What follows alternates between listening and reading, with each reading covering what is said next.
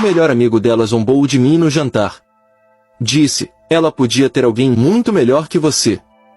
Antes de continuar a história, nos digam nos comentários de qual cidade vocês estão assistindo. Não se esqueçam de se inscrever no canal e deixar o like no vídeo. Parte 1. Eu o calei na frente de todo mundo. Ela surtou. Pede desculpas, ou é o fim entre a gente. Eu apenas sorri. Não disse uma palavra. Mas, quando ela voltou para casa algumas semanas depois, finalmente entendeu o que acabou de vez realmente significa. Por 3 anos, minha vida com Ana foi boa. Excelente, na verdade. Sou advogado, então meu trabalho basicamente consiste em mergulhar todos os dias nas piores partes da natureza humana. Voltar para casa e encontrar Ana era como respirar ar fresco depois de um dia sufocante. Ela era paralegal, inteligente, afiada, determinada. Tinha esse fogo nos olhos, essa vontade genuína de entrar para a faculdade de Direito e construir um nome próprio. Eu amava isso nela. Éramos uma equipe, construindo juntos uma vida na casa que eu havia passado anos reformando com as próprias mãos. Tudo parecia sólido, real.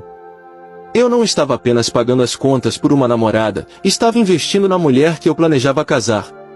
Mas havia sempre algo, um ruído de fundo, uma sensação leve, quase imperceptível, de que algo não estava completamente certo.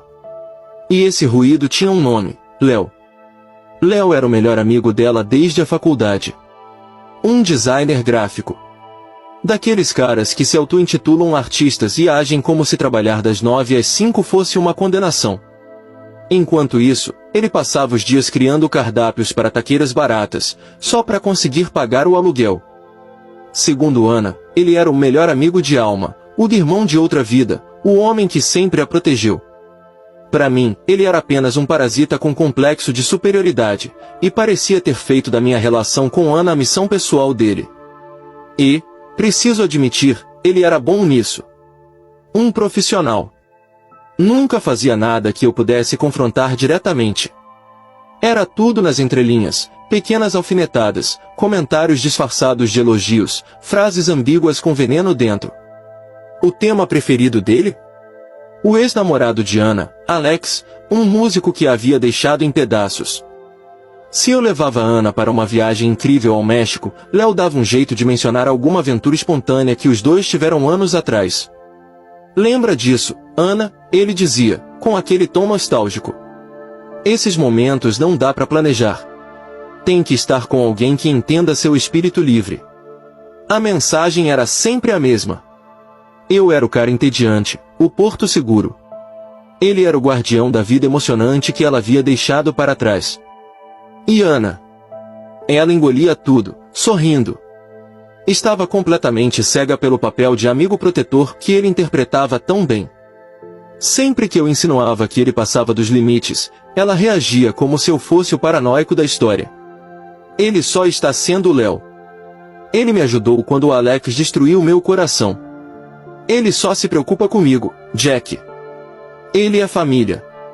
Eu sou um cara paciente. Tenho que ser. Na minha profissão, você não reage no impulso. Você espera. Deixe o outro lado falar, cavar o próprio buraco, construir o caso contra si mesmo.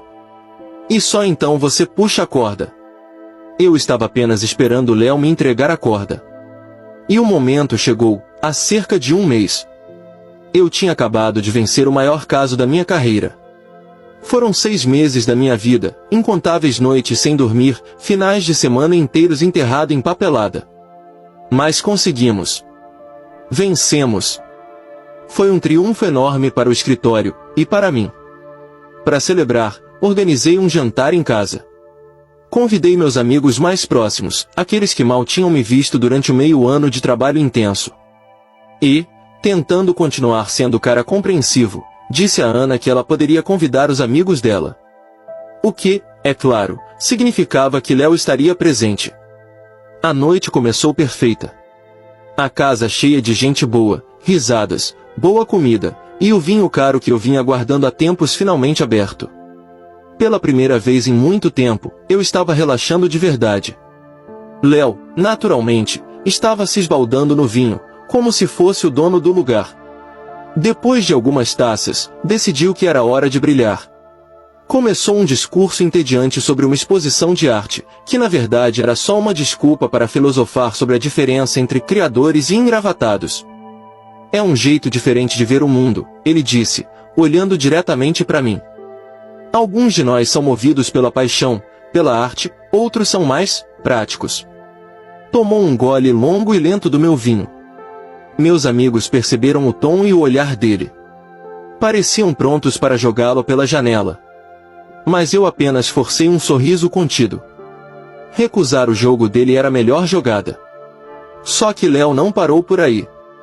Virou-se para Ana, assumindo aquele tom de amigo preocupado, cheio de falsidade. Eu só espero que você esteja feliz, Ana.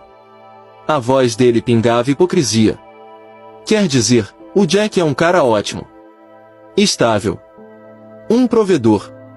Confiável. A palavra confiável saiu como se fosse um insulto.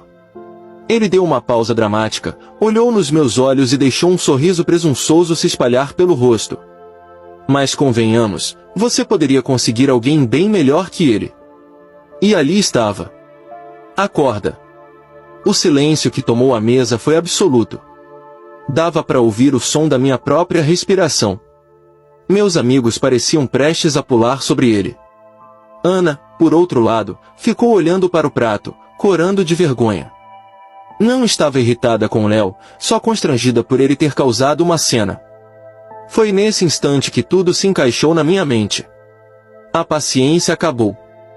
O advogado paciente deu lugar ao homem que havia sido desrespeitado dentro da própria casa, na frente dos amigos, por um Curta, comente, siga e compartilhe o perfil para a próxima parte.